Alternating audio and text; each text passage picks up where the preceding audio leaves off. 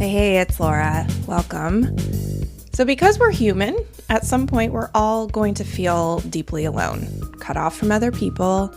And for some of us, it passes quickly, but for others, especially those who suffer from addiction, that feeling of isolation is pretty persistent. It's like this low hum that just follows us everywhere. And part of the reason why some of us drink or use drugs or whatever is to numb that feeling, to turn down the voices that tell us all the reasons why we are alone. Chris Marshall knows those feelings very well, and he's here today to share how listening to them almost killed him on several occasions, and how he's developed a support network to make them less loud. Chris learned how powerful the experience of connection can be, and it literally helped save his life. It also led him to create Sans Bar, a community connection space that specializes in serving up amazing zero-proof cocktails and helping sober folks, have an experience. You may know Chris if you're a member of the Luckiest Club, the sobriety support community I founded in 2020. He's one of the meeting leaders, and I asked him to come on and talk about all of this. We also recorded some material just for TMSD Plus members, so if you want to hear some of his top tips and secrets for creating inclusive spaces, that's there. And he also shares his favorite drink for the hottest summer day, and also his just two words, genius answer to those questions. Do you want to drink, and why aren't you drinking? So remember, paid TMST members are the engine behind this project. The membership helps us pay for the cost of making the show and keeping it coming your way. You can find the link in show notes or head over to tmstpod.com. $5, $10, $20 a month makes a massive difference. And with every episode, we post a Spotify playlist just because it's fun and it deepens the experience. So check it out. All right, here's Chris.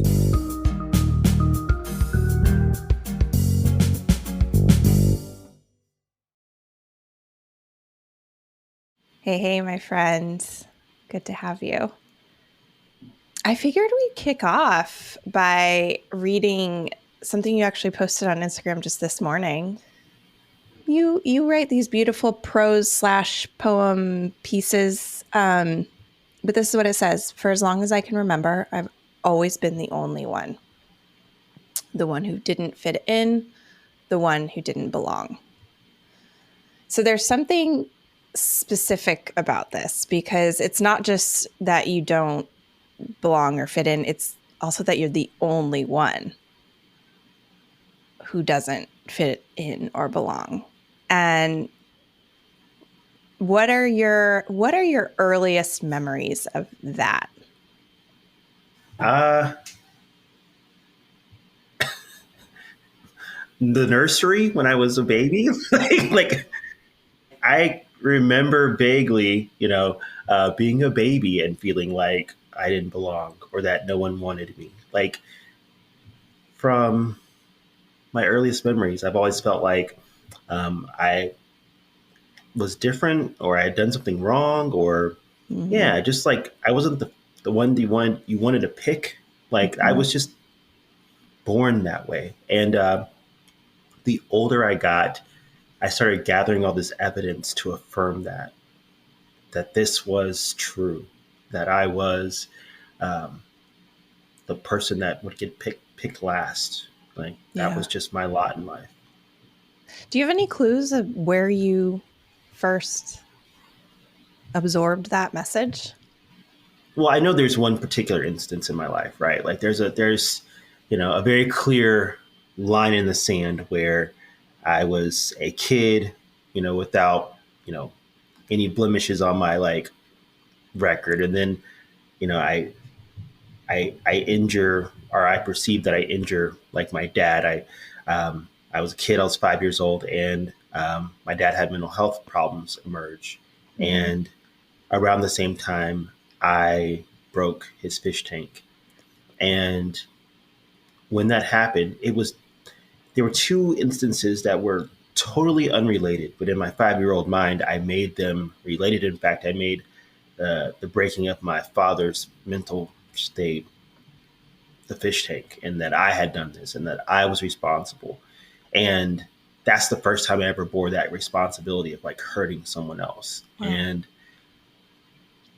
as hard as the adults in my life worked to disprove that for me and tell me that that wasn't true, it was too late. I had already made that connection. I'd already determined that I was guilty and I was going to sentence myself to a life of disconnection, a life of being away from people because I hurt people, I break people. This is what I was thinking at 5 and 6 years old. It literally started that early. And then I just kept following the wrong breadcrumbs, right? Following all the evidence of my life that was saying. That's what we do, though. You know, we find the evidence to prove what we believe unconsciously too. It's not like you're sitting there parsing through things. It feels very true.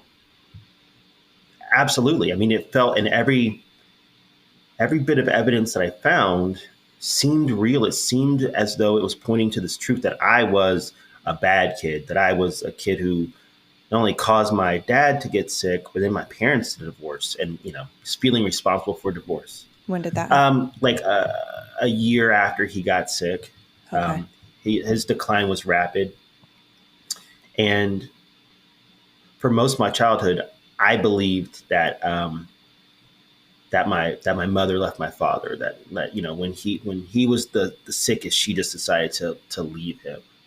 And that's a truth that I held on to for the longest time until someone told me otherwise. Like I didn't stop to ask. I just assumed that when you get sick, people abandon you, people leave you. Well, that's another brutal message, right?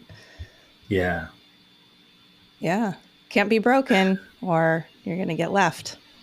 And no one will want you.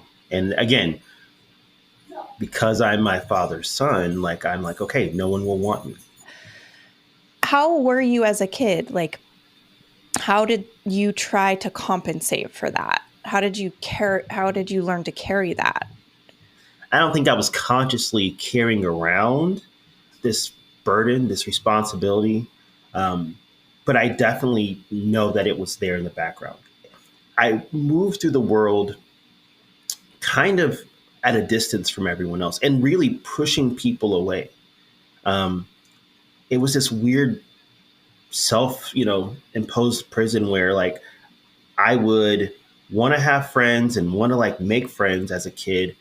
But then the second someone got close to me, I would push them away. And I can almost recall that feeling. It was this like, you're getting too close, and you're going to get hurt. Not I'm going to get hurt, you're going to get hurt.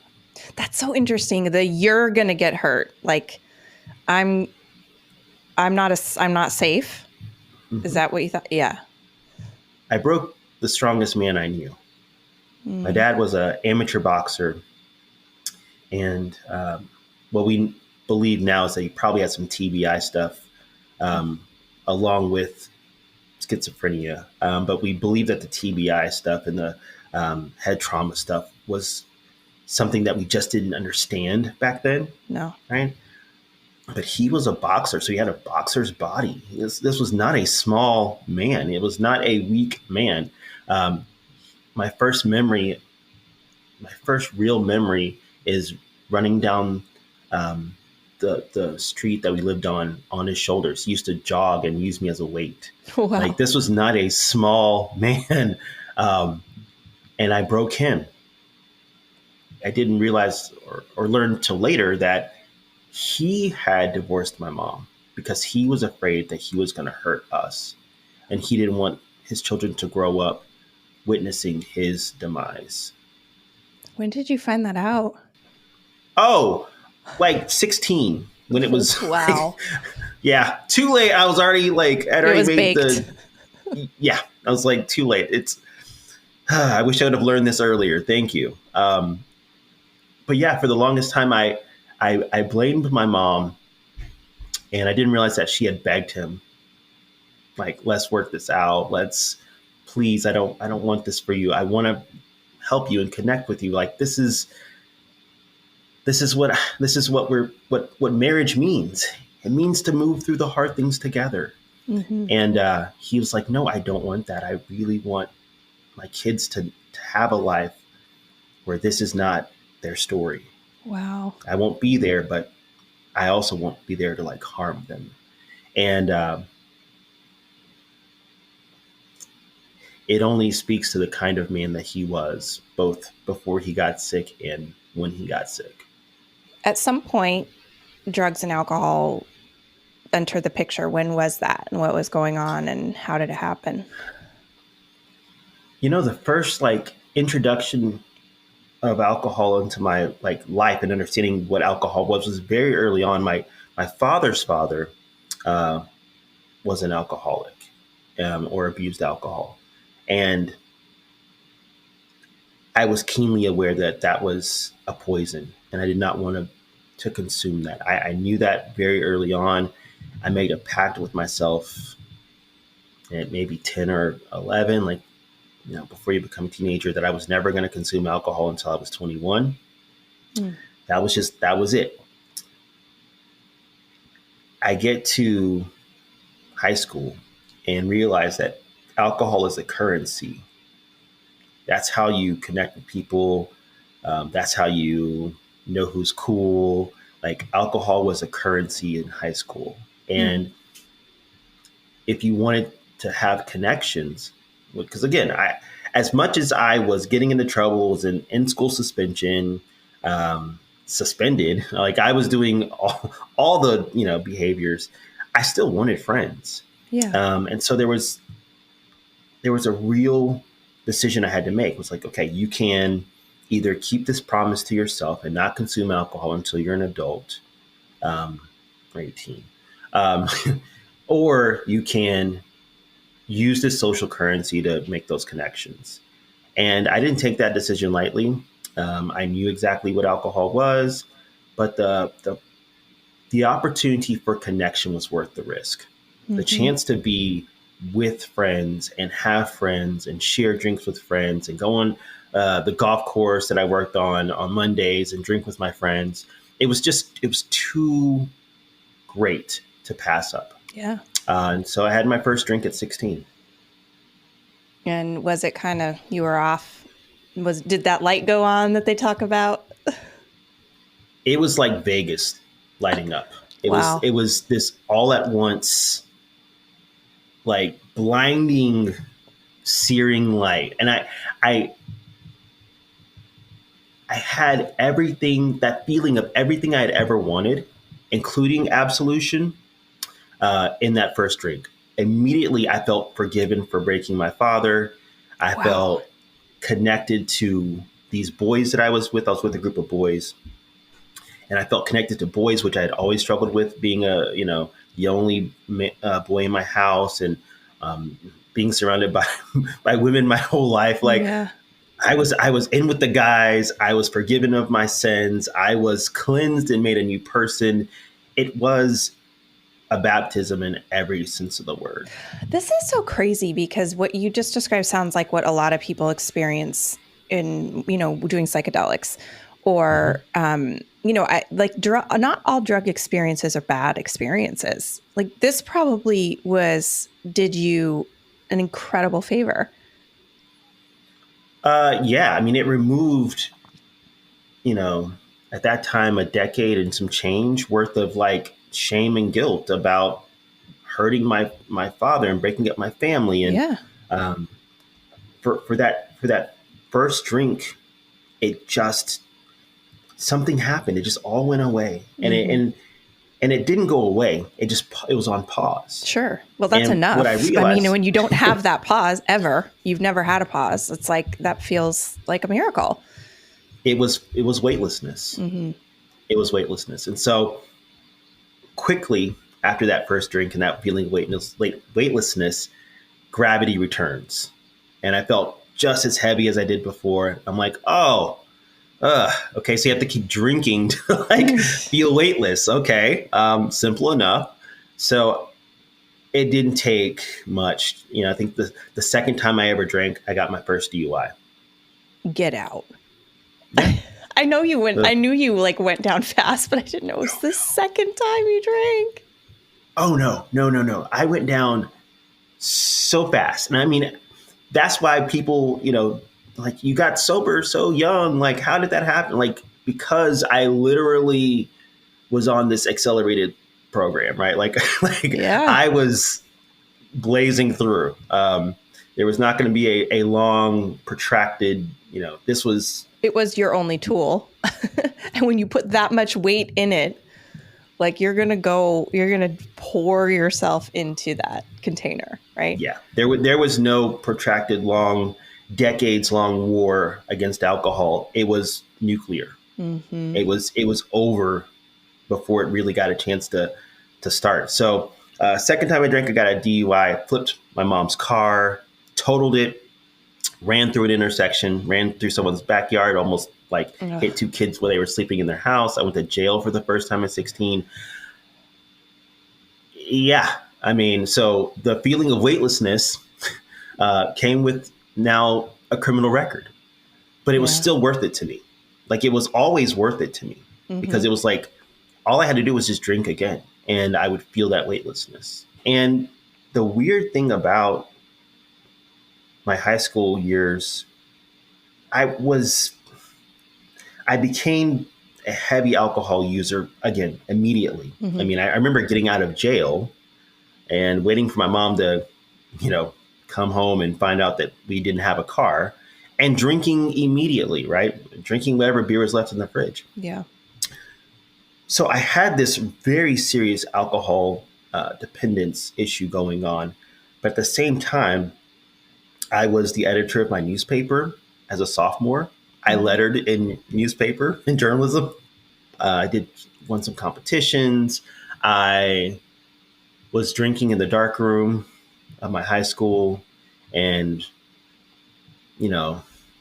banging out, an editorial. And my journalism teacher finally caught up to me and realized that I was drinking to get my work done at school. And so grateful for her.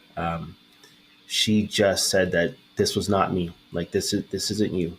Like, you don't need to do this. Like, you're a good writer. You're worthy of friendship. You're worthy of being loved and accepted for who you are. And you don't have to drink to have those things. I just didn't believe her. Right. I didn't believe anyone. I didn't believe anyone when they said that they loved me or that they cared about me. There was just too much evidence to the contrary. There was too much evidence that I was a monster, that I was going to become the kind of monster that men who were sick become. And I wanted to do good in the world. Like, that never changed. The only thing that changed was the way I found connection was through alcohol. Right. And alcohol for me was the great equalizer. I was middle class in a suburb of Houston where everyone was upper middle class to lower upper class. Like, everyone was affluent. And I felt different for that reason. I felt different because my father had schizophrenia. I felt different because I was the only Black child in most of my social and educational experiences. I felt different for all these reasons. And when I drank, I felt equal. Right. Enough alcohol will knock everyone out, right? And that to me was just so empowering in some weird way. Like, I felt like we were all equal when we were drunk. Because I was showing up to school drunk, because I was, getting other kids drunk at school, I did not technically graduate high school. I had to finish in summer school because I just wasn't passing my classes. They let me walk. But that was, again, another point of shame. I knew I didn't belong there. Ugh.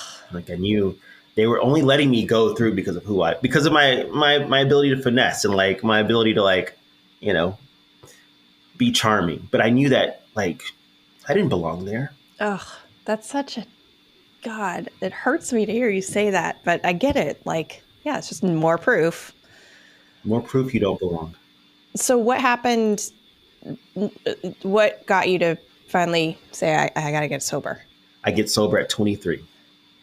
Okay. And is it because you got another DUI? Like, what happened? I got another DUI, and that one was just like sad. Again, sad because wasn't partying. I was literally driving my friend's car through campus, and I knew better.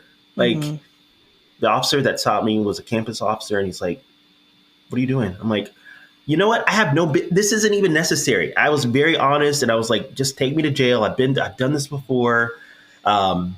It was so sad, and I was fortunate to like be able to in Texas, a DUI is not the same as DWI.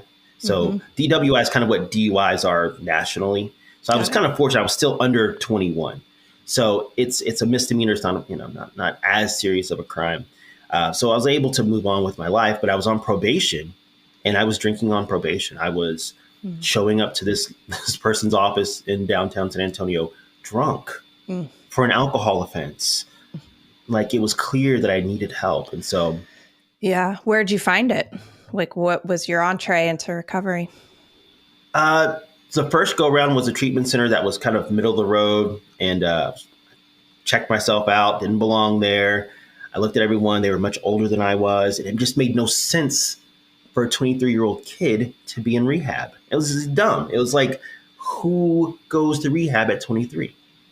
So I signed myself out of treatment, and I decided that I'm going to stay sober for the next 30 days. And so I ended up staying sober for 90 days. And it was on pure like spite. I was like going to prove to people that I didn't have a problem, that I could stop when I wanted to. And then day like 99, I decided to drink again. And that was again, very, very rapid descent. I just, smashed into the earth and just drank way too much. Went to treatment again at 23, and that was a mental health hospital. And that was the first time people really talked to me about my anxiety and my depression. Ah, okay. What was it like getting sober at 23? I mean, were you relieved in some sense? Were you like, now my life is really over? Now I really don't belong? Like, what was going on in you? The only reason I stopped at 23 was because I met a group of people who were alumni of the treatment program that I was in, the hospital. And they would come back and they would talk to us. And there was this one guy, his name was Chris, and I don't know why, but he asked me the strangest question. He said, do you feel a part of? And I said, that's an incomplete thought. Do I feel a part of what? He says, do you feel a part of anything, man? Do you feel a part of life? Do you feel a part of your family? Do you feel a part of any group of anything?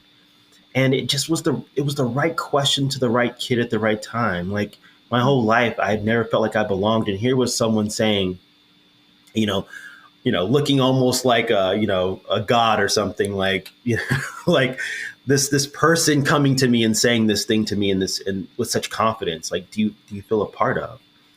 It struck me. It struck me hard. And I had to be honest. Like I never felt a part of anything. And he said, you know what? If you stay sober, you get to belong to us.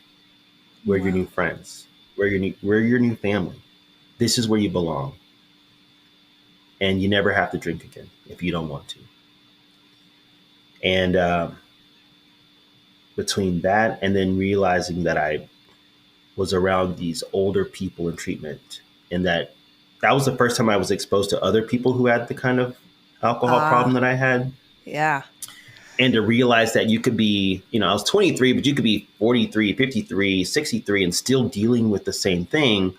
Like that was a huge sign for me to stop, because I was like, oh, so you don't always die right away. I had already yeah, you don't die. Like there's no guarantee I'm gonna die in like 2 years. Right. Like my thought was, we do this for another 2 years. I'm out by 25, tears, mourning, and I, right off into the sunset. And no, you get to live this way. And it was the first time anyone had ever shown me that.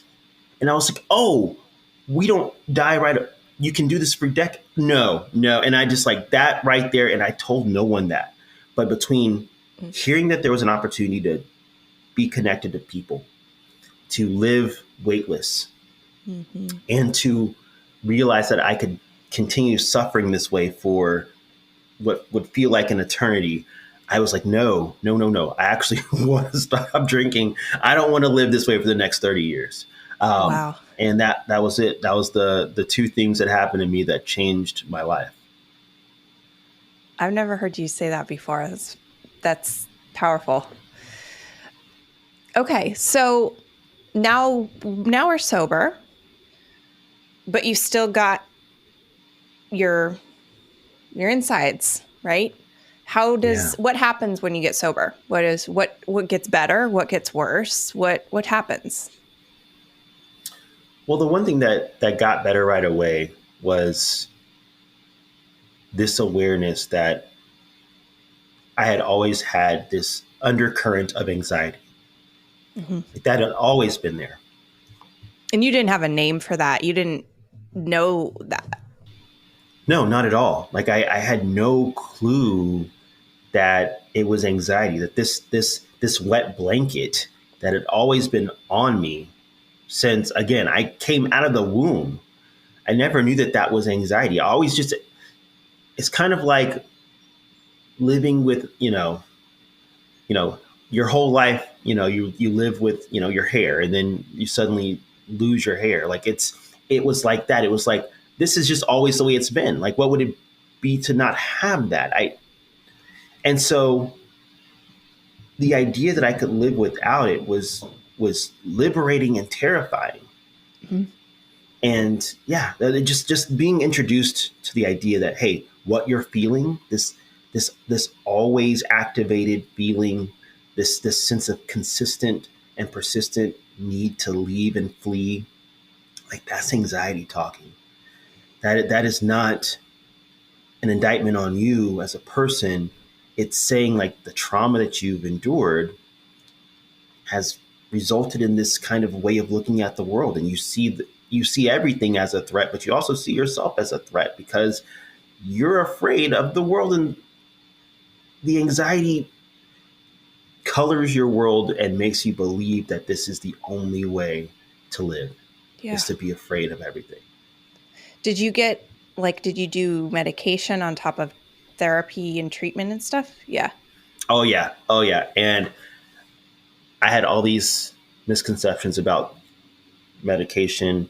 I was so worried that if I took medication, it would make me a zombie, or it would, I was very fortunate to like have a good experience. I know a lot of people don't, but I was very fortunate to just stay with it until I found something that did work for me. And yeah, I realized that I remember the first day I didn't wake up just terrified. It was so quiet.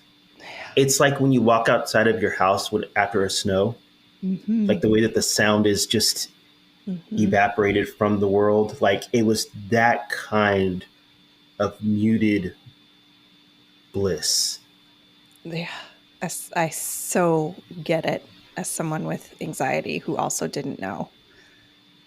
It makes me want to cry thinking about it, because it's like living with your heart beating like a rabbit all the time, and just like how uncomfortable that pressure feels. You don't know that you could have a different heartbeat, a calmer, more peaceful inner life. You just don't even know that is available to anyone. Well, certainly not to you. It's, yeah. So now, did you kind of, is this when you started to work towards working in recovery? Yeah. So pretty quickly, it wasn't, right away, but I got sober at 23. I had been working at Subway for like the last 6 years. I had no like career prospects. Again, thinking I'm going to be dead in 2 years. Right. Why build a career? Right. Like, what's the point? Like, I really had that was my exit plan. And so I really didn't know what to do now that I was going to live and now that I wanted to live, what to do. So I went back to school, took an aptitude test. They were like, counselor. And I'm like, okay. And I never thought about it before, but I loved stories. That never changed. My ability to just get wrapped inside of a story and to really hear someone else's life. Like, that was what I loved about journalism. That's what drew me to the profession, right? And so I was like, this is just hearing people's stories in a different way and clarifying like plot points. That's all it is. And so I tried it out. I loved it. Went back to school, became a licensed counselor, and then I'm doing that for 6 to 8 years, 8 years total, and it was fantastic. It was to be a wounded healer and to be able to take the scars that you've accrued over time and they become helpful to someone else is just an incredible experience.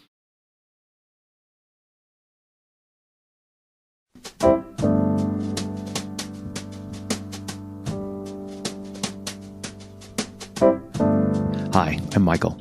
I'm the executive producer of Tell Me Something True, and I co-created the show with Laura. We have one goal here: put something into the world that helps all of us figure out how we can have a better week. And we think that the best way to do that is to keep the pod ad-free so that all of the work goes toward making something that's useful for you instead of hustling to keep advertisers happy. And this is where you come in. TMST Plus is the membership program that helps to keep this show going. Whether it's through a monthly membership or a one-time contribution, TMST Plus members are super important because they help to pay for the show's production and distribution costs. It's pretty sweet, makes a difference, and you can make it happen with a one-time gift for as little as $5 or $10 or $20 a month. If your situation is such that becoming a member doesn't work, it's all good. We hope you enjoy the show, maybe share it with a friend or two, and we hope you check out the playlist that we put together every week on Spotify. Just search the playlists for Tell Me Something True. It's free, and we're thrilled that you're here. And if you could become a member, well, you can find the link in the show description. Head over to tmstpod.com. Takes less than 2 minutes. And thanks.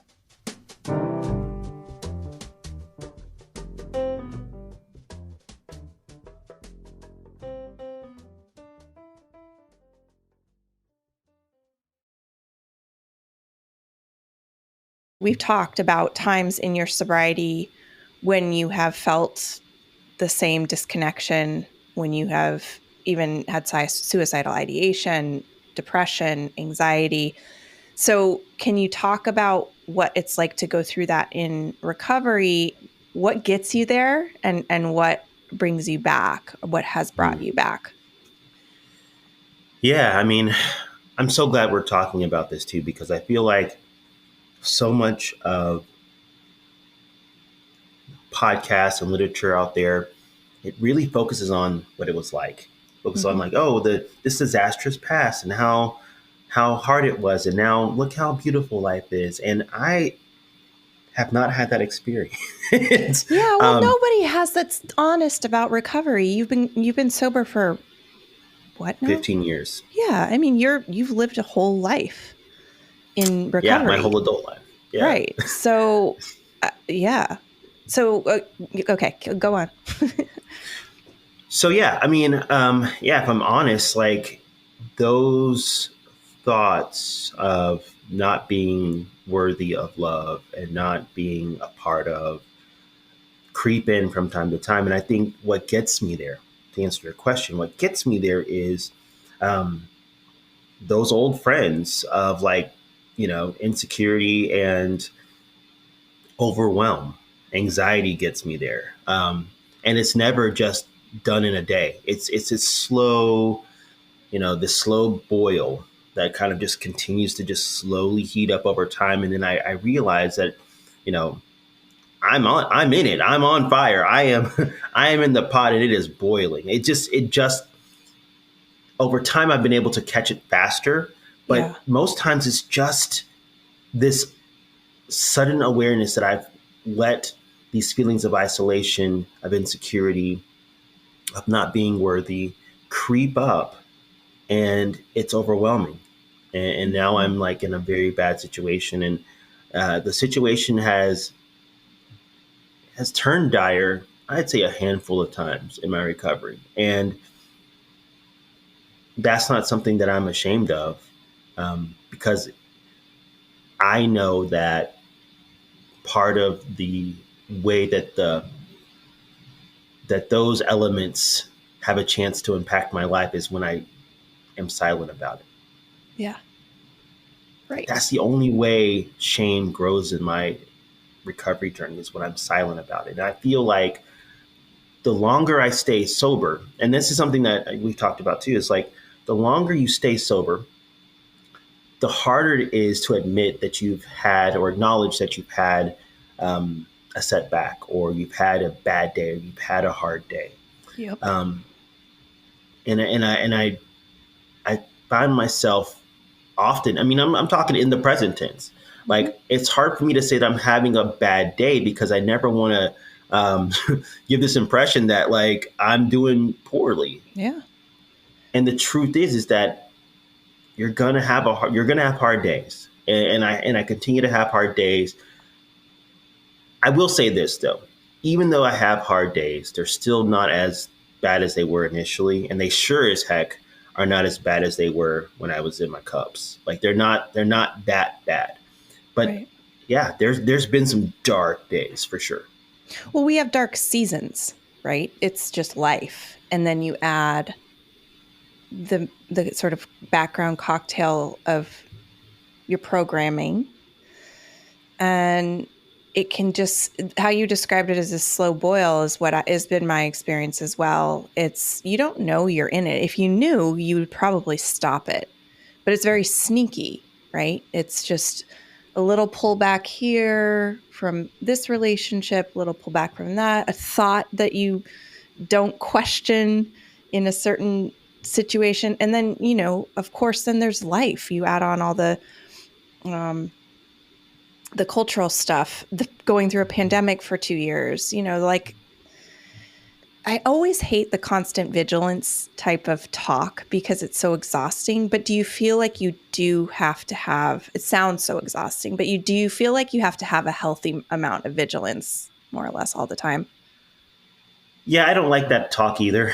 To me, it feels a lot like anxiety, like this hypervigilance. Right? Like that sounds familiar. You know, just be worried all the time that something's going to happen.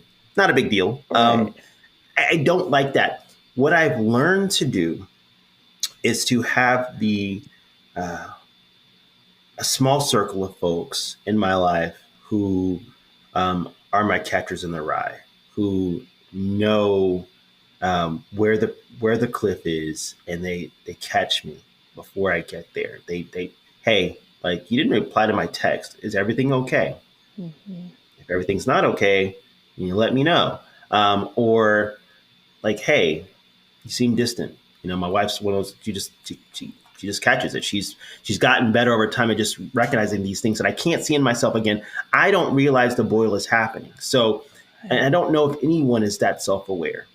I think part of the challenge is that you can't see it. That's the point. And that's the point, right? Like no one is that self-aware that they see themselves as the boil is as this is happening, as this crescendo is happening. Like it's hard to notice the difference. And so you need outside observers to tell you, hey, this is what's happening. And so I don't have a bunch of friends who are keenly aware of like what those signs and symptoms are, but I do have a small contingent. And I don't depend on one person to fulfill those needs either, because that's not fair, right? Bingo. Like well, it's also impossible. Right. Yeah, that's an important point. No one person, not your wife, not one friend can do that. Mm-hmm. Not even if they wanted to. Right. And it's honestly, it's so insidious that it would just like present itself as normal to that one person. Mm-hmm. That's why I have all these people with different perspectives and different understandings of what I am, so that it looks, it hits people in a different way, in a professional sense. Like, hey, Chris, like, talking about your stuff for Sands Bar or whatever you're building, and you're kind of slipping, dude. Are you okay? Just those kind of things. I have, my friends I talk to, and they're just like, you seem anxious. Are you okay? Like all of those people, but I never depend on one person. If there's anything I can say that's helpful, it's like never make one person your everything for anything. Amen. So I want to kind of shift to something that you've said that I haven't forgotten, is that you won't go into rooms anymore where you are required to leave behind the heaviest thing about you. Can you just talk about that? Like because I think as a person in recovery with the identity you do, you don't see a lot of people like you. And what I've heard you say is you kind of still, even though you were finding community and sober and healing, there was still this part of you that you couldn't bring in to the conversation. And it wasn't even that I couldn't bring in, I was asked to leave out, right? Like I did find that community at 23. I did find a group of like 50-year-old white guys that would take me out to eat bad Mexican food and drink coffee till 3 a.m. Like it was great. I had a great time. I was by far the youngest and the only Black person in the group. And that was connection. That connection was everything that I was looking for and what I needed at the time. But there were so many moments when I wanted to carry along with me my Blackness and everything that I had struggled with being a Black man in America. And I was repeatedly asked to leave that at the door. It was an outside issue. I was told, I remember talking about how I applied for a job and I wasn't sure if I didn't get the job because I was not qualified or because I was Black. And some bouffant-haired, lady pulled me aside after the meeting and said, honey, we don't talk about those things here. You don't talk about race and color here. And I was like, but that's my recovery. This is, yeah. I was talking about, turning it over and I related it back to the solution. And I spoke all the language. Because I mentioned it, it may be because I'm Black. I couldn't bring that in. It was something that I was willing to accept until I wasn't. Right. And when did you hit that point? The death of George Floyd. Yeah. That was it. George Floyd died. I was like, nah. I just been doing this for a decade plus, and I'm just not willing to do it anymore. And especially because when I would go into the rooms, which were virtual at that time because of the pandemic, and there were some outside meetings here in Texas, but every time that anyone of color would bring up anything related to feeling scared or feeling unheard or feeling upset, like they want to drink. Yeah. Like they want to drink in a meeting, that they would verbalize that, and then they were told that was an outside issue, or they were muted, literally silenced. And I just didn't want to do that anymore. And so TLC has been the first place where I've been able to bring my whole self. And the BIPOC meetings have been, me and Tammy talk about it being our home group. We've been around for a while. We've been alcohol free for a while, Laura. Yes. Yeah. Tammy's got 25 years. Yeah. She's got a good decade on me. And we talk about how this feels like home for us. A virtual meeting feels like home for us because it's the only place where we don't have to pretend. I don't know if people are aware of this, but part of being a person of color in this country is being bilingual and the ability to navigate your life around whiteness. And then, you take off that mask, or you feel like yourself behind closed doors and never in front of whiteness. And it's this was the first time anyone ever said, you know what, we're going to create this room for you and we're going to close the door and you can just be here in this room. Mm-hmm. It was the first time I was ever gifted that in recovery. And it's been such a remarkable thing. Well, you've participated in that gift. Like that gift happened because of you too. You know, we worked together on that. It wasn't this benevolent thing that you were given. I just want to make that clear, you know, like I appreciate that. And you give it to other people. Like you are the one leading those meetings too. You have been consistently, and maybe you want to talk about this. You've been working in the recovery space now for a while and have created spaces for people.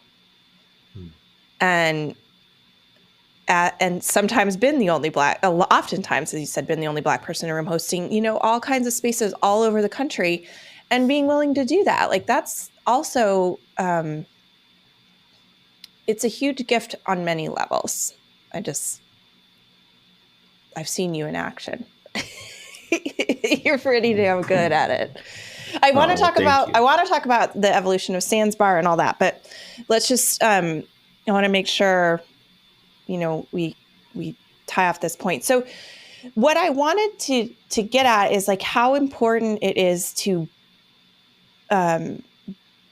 be around, connected to, in relationship with people who share your experience exactly. Mm-hmm. Not like whether it's through recovery from alcohol or whatever you're going through. Like you couldn't be a father without knowing other fathers. Can you explain maybe how, like what that has done for you to be able to share that experience with in that space, like to get people who understand your experience exactly? How has that changed recovery for you, if it has, or how has that changed things? Yeah, I think the first thing that's changed for me is that I don't have to do the whole bilingual thing. I don't have to like translate my emotions and experiences to be palatable. Right. So much of, and this is something I didn't even realize until I had the space, was that so much of the conversations and the way that we communicate in BIPOC meetings, facial expressions, like literally no words. And it's just like the chat doesn't even exist for us because the looks are just so, we say so much with our faces. Mm-hmm. And it's just this thing that we hear each other in this subsonic way. Like we just are connected in that way. There's a pace to the meeting that's different. But yeah, it's just to have this identification piece. And of course, it's not the exact experience because there's intersectionality at play, right? Of course. Right. Like I am a Black man in that meeting, but I am also one of a handful of men that go to our BIPOC meeting. Mm-hmm. Most people identify as women. Mm-hmm. There are queer folks in our meeting. Like there's mm-hmm. so many different intersection points that I think that it's not the exact experience that we all share, but it's the elephant in the room to not have,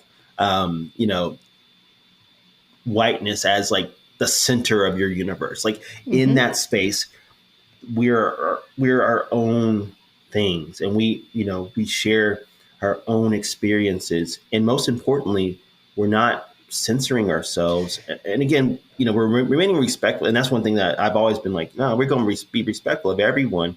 But that's never something you have to really do in that space. That's the thing. Yeah. It occurs to me that it's like, you're not, your participation is not a response to an entity that's there. You don't have to shapeshift and you can just flow. You don't, mm-hmm. it's like if you're a fucking kid and your parents are in the room, you can't have a conversation with your friends, like you can't. You can sort of speak in code and like talk around issues and do all these other things, but you can't get at the thing you need to get at. Right? Bingo. That's exactly it. And it's like, you can still have the conversation with your parents in the room. You can even communicate effectively with your parents in the room, but you can't talk about how your parents impact you when they're in the room. You can't talk about how you don't feel safe around your parents sometimes when they're in the room. And you need to talk about that. Right. Obviously. And sometimes you just need to not talk about your parents like that. Like sometimes it's just great. Oh my to God, right? Yeah. You know, like it's great to decenter whiteness and to be able to just be ourselves. I mean, and I don't know how people are going to hear this, but I also am responsible for my community and for myself. And I know that if you're hearing this and you're a person of color, just know like there is a world that you can be yourself in, and who you are and all of who you are is loved and accepted. And I just think that is just a huge gift that the Luckiest Club has given me. I am part of the Luckiest Club, but I also just know that is a very special thing.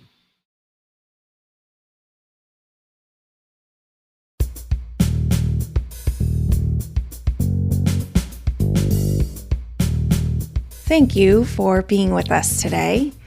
If you want more TMST, head on over to tmstpod.com and become a member.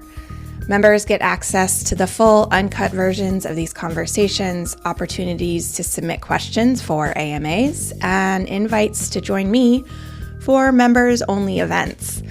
We decided from the beginning to make this an independent project. We don't have sponsors and we don't run ads.